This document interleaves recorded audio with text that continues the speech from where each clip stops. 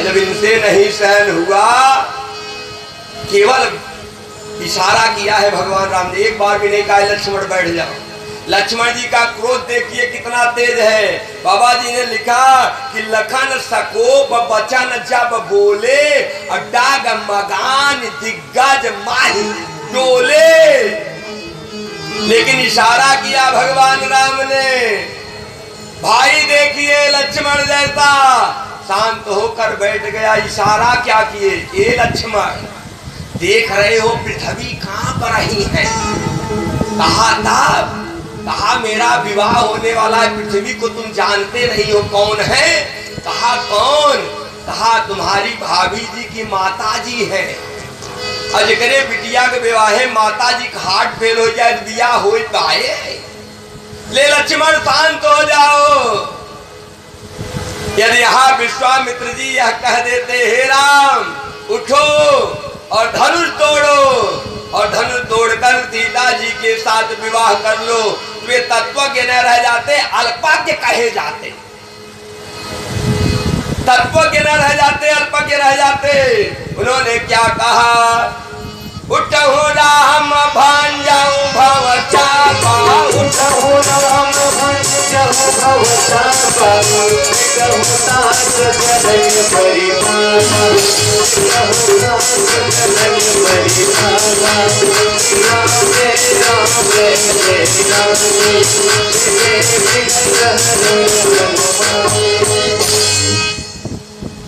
अब भगवान राम चले, सखियों ने तंज कसा।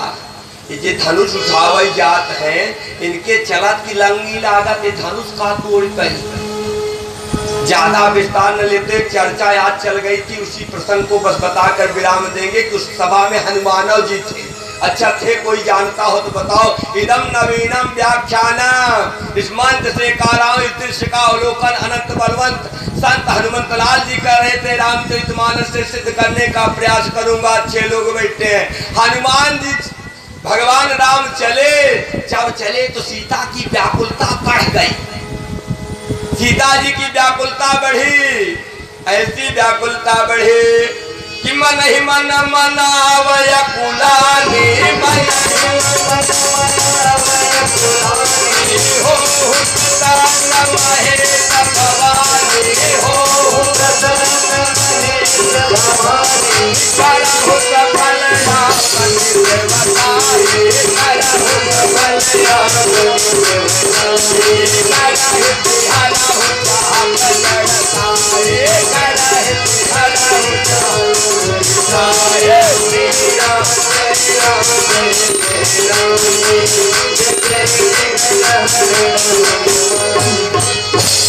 सीता जी की व्याकुलता बढ़ गई। मन ही मन पार्वती जी को मनाया, पार्वती मैया प्रकट हो गई। कहा बेटी क्या बात है। सीता जी ने कहा जो धनुष तोड़ने के लिए जा रहे हैं, आपने मुझे वरदान दिया है, मेरे अनुरूप वर की प्राप्ति होगी, यही मेरे अनुरूप है। आप धनुष को हल्का कर दीजिए। पार्वती जी ने कहा एक बात बताओ बेटी, ये तुम्हारे अनुरूप कैसे हैं? अरे तुम गोरी गोरी और ये सांवले सांवले, तुम्हारे अनुरूप कैसे? सीता जी ने कहा तुम्हें शायद मालूम नहीं है, यही तो हमारे अनुरूप हैं। कहा कैसे? कहा मेरे पिताजी कहे जाते हैं मिथिलेश, इनके पिताजी कहे जाते हैं अवधेश। 4 अक्षर। उनके बड़े बेटे का नाम है राम, 2 अक्षर। मेरा नाम है सीता, 2 अक्षर। उनके छोटे भाई का नाम है भरत, 3 अक्षर। कहा मेरी छोटी बहन का नाम है मांडवी, 3 अक्षर। कहा उनके छोटे भाई का नाम है लक्ष्मण, 3.5 अक्षर। कहा उनके छोटे भाई का नाम है शत्रुघ्न, 4.5 अक्षर। मेरी छोटी बहन का नाम है उर्मिला, 3.5 अक्षर। मेरी सबसे छोटी बहन का नाम है सुकीर्ति, 4.5 अक्षर। इतना ही नहीं, अवध्या 2 नदियों के बीच में बसा हुआ है, सरयू और तपसा। कहा 2 नदियों के बीच में जनकपुर बसा हुआ है, अमला और कमला। कहा कितना अनुरूपता बताऊं। पार्वती जी ने कहा कि मैं पतिव्रता नारी हूँ और पतिव्रता नारी का यह धर्म होता है कि पति की संपत्ति को बढ़ावे और घटावे नहीं। ये मेरे पति की संपत्ति है। कहा चर्चा 10 कुंटल वजन में बढ़ा दूं, घटा नहीं सकती। भाई घटाएगा कौन? भाई घटाने बढ़ाने का काम मेरा बेटा गजानन करता है। तब मैया सीता जी गणेश जी का ध्यान करती हैं कि गणनायक परनायक देवा, गणनायक परनायक देवा, आज लाग कीन है वो तुम सेवा, आज लाग कीन है वो तुम सेवा, बार बार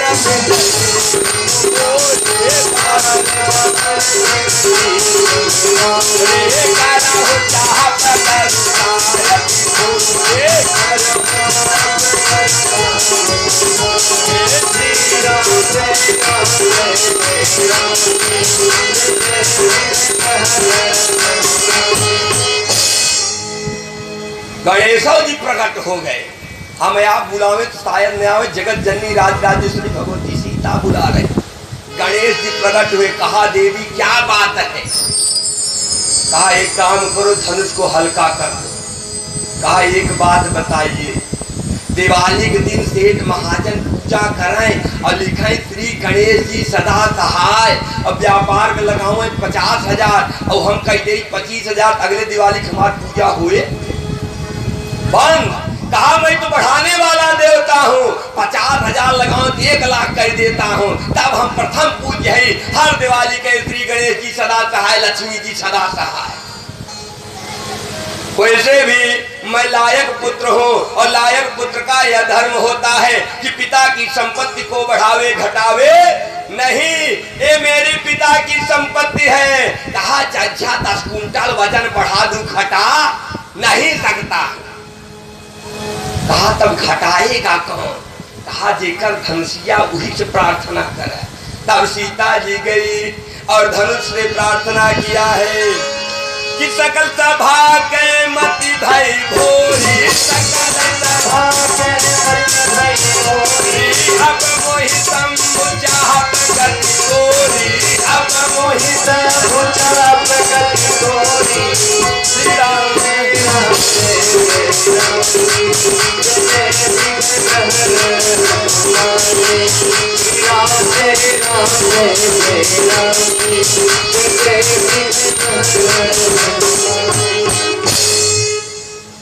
धनुष प्रकट हो गया। पिनाक जब प्रकट हुआ, कहा देवी बताओ, कहा तुम हल्के हो जाओ। कहा कितना हल्का हो जाऊं? 1 कुंटल। कहा बप्पा रे बप्पा, अब हम उठाए पे। कहा क्यों? कहा जे अगहन के महीना में एक फूल तोड़ाई और इतना पसीना हो माथे चंदन कुछ बह जाए। बाबा जी लिख रहे हैं, मैं नहीं लिख रहा हूँ। बाबा जी ने लिखा कि भाल तिलक श्रम बिंदु सुहाए। जब फूल तोड़ने के लिए भगवान राम गए और फूल तोड़े और माथे पसीना बह गया, मैया सीता जी ने पूछा बाद में भगवान राम से, ए प्रभु एक आश्चर्य मैंने देखा। कहा क्या? कहा आप जब फूल तोड़े तो आपको पसीना हुआ, माथे का चंदन बह गया, लेकिन जब आप धनुष को तोड़े तो आपको तनिक भी कष्ट नहीं हुआ। क्या कारण था? भगवान राम ने कहा देवी तुम्हें मालूम नहीं है फूल को क्या कहा जाता है। बाबा जी ने लिखा कि सुमन पाई मुनि पूजा कीन्ही, फूल को सुमन कहा जाता है। भगवान राम ने कहा कि भक्तों के सुंदर मन को तोड़ने में मुझको पसीना आ ही जाता है। धनुष जो है अहंकार का प्रतीक है और भक्तों के अहंकार को तोड़ने में मुझे तनिक भी कष्ट नहीं होता। कहा तब कितना हल्का हो जाऊं और मैं अपनी ताकत किसके ऊपर डाल दूं। तब मैया सीता जी बता रही हैं कि निज जड़ता लोगन पर डारे, निज जड़ता लोगन पर डारे, हो रघुपति निहार।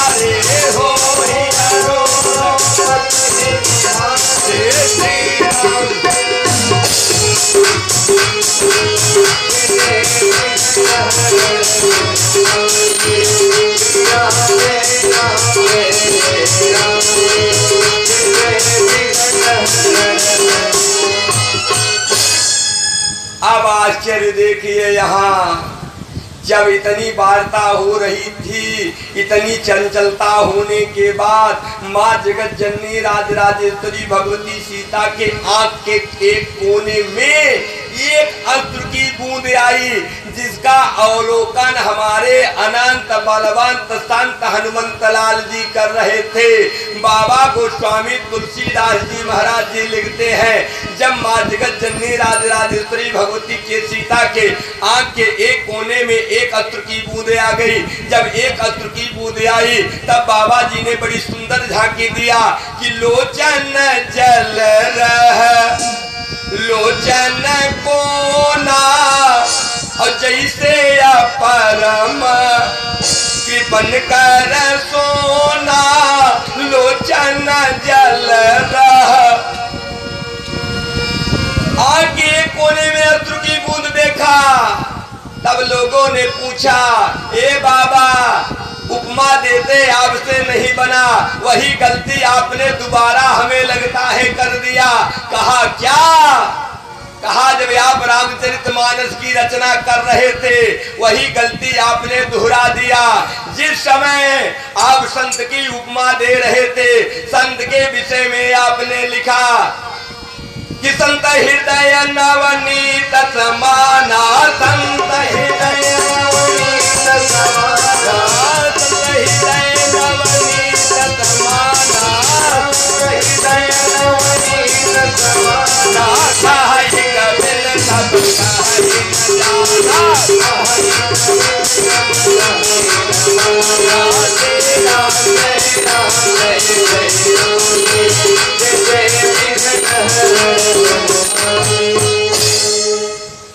कहा ये कहते नहीं बना। कहा क्यों?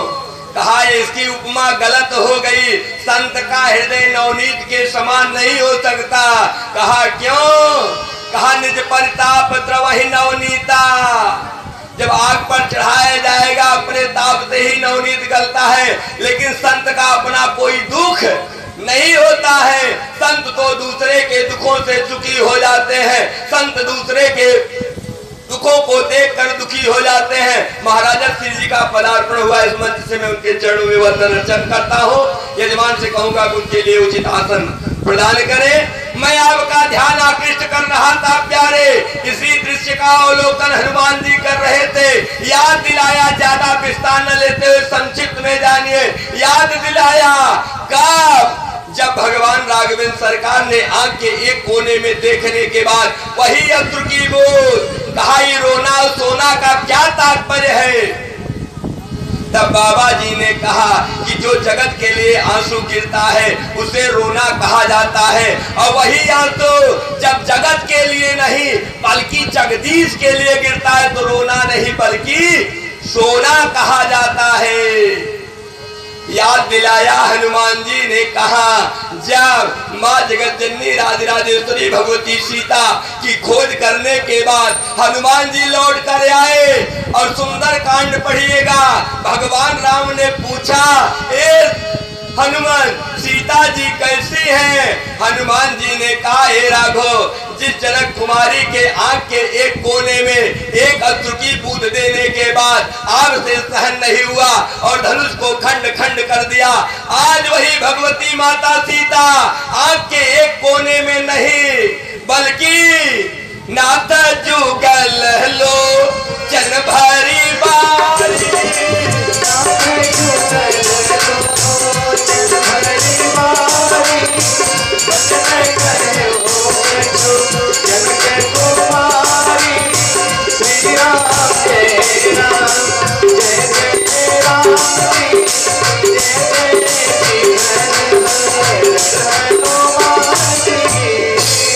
नाथ जुगल लोचन भारी बारी, वही जनक कुमारी जिसके आंख के एक कोने में एक अश्रु की बूंद देखने के बाद हे राघव आपसे सहन नहीं हुआ, कहीं चढ़ राम मत धन तोड़ा, धनुष को खंड खंड कर दिया।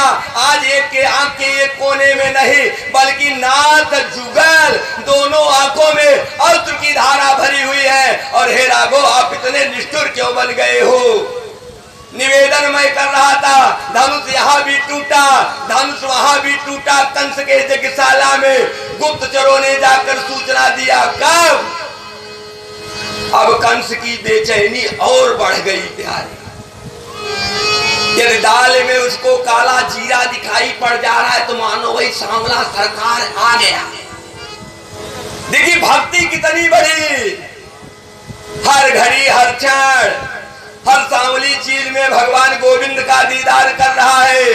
जिस व्यक्ति ने अपने तार को मेरे सांवले सरकार से जोड़कर दीदार कर लिया उसी का कल्याण होने वाला है। अब कंस की बेचैनी बढ़ी, आज भगवान का विवाह भी कराना है। संक्षिप्त में जानते हुए आगे बढ़िए। भगवान गोविंद चले, रास्ते में कुबलिया पीठ नामक हाथी को मदिरा पान कराकर रास्ते में खड़ा कर दिया गया। ये कुबलिया पीठ कौन थी? महाराज जरासंध पर सवारी किया करता था। 60,000 हाथियों की ताकत कुबलिया पीठ में थी। इसी हाथी को कंस ने परास्त किया था। तब इसको दहेज में हाथी मिली थी। उसकी 2 पुत्रियां थी, अस्ति और प्राप्ति। दोनों का विवाह कंस के साथ जरासंध ने किया था। पद में जरासंध का यह दामाद लगता था। उसी 60,000 हाथी की ताकत रखने वाले कुबलिया पीठ को सामने खड़े कर।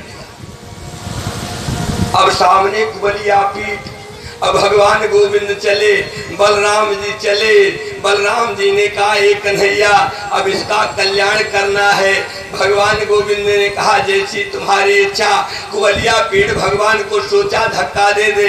भगवान 2 कदम पीछे हुए और देखते ही देखते भगवान ने ऐसा झटका दिया कि उसका भी कल्याण कर दिया। प्रेम तो जान भगवान की जय हो।